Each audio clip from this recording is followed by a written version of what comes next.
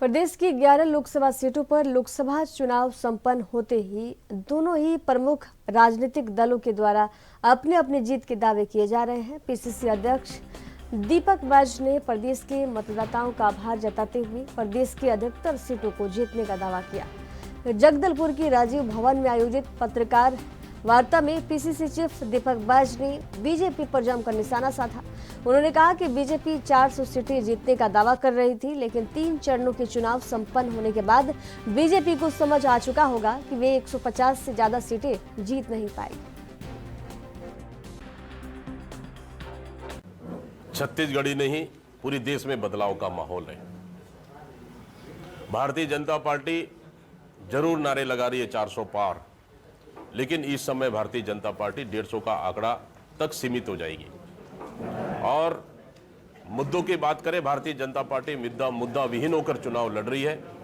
वहीं अगर कांग्रेस को देखें, कांग्रेस के पास जबरदस्त मुद्दों के साथ चुनाव हम लड़ रहे हैं।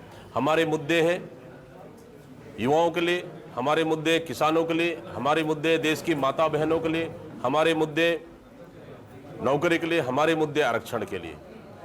इसलिए हमारे मुद्दे 5 न्याय गारंटी के साथ हम चुनाव लड़ रहे हैं। इसका जबरदस्त इनफैक्ट जनता के बीच में पड़ रहा है और जनता घर से बाहर निकल कर आकर मतदान कर रहे हैं, बदलाव के लिए मतदान कर रहे हैं। मतलब सोच लीजिए कि कांग्रेस का इस समय प्रदेश और पूरे देश में अंडर करेंट जबरदस्त है। भारतीय जनता पार्टी के खिलाफ में जनता के बीच में जनता ने मन बना लिया है कि इस समय देश में कांग्रेस की सरकार बनाना है, कांग्रेस गठबंधन की सरकार बनाना है।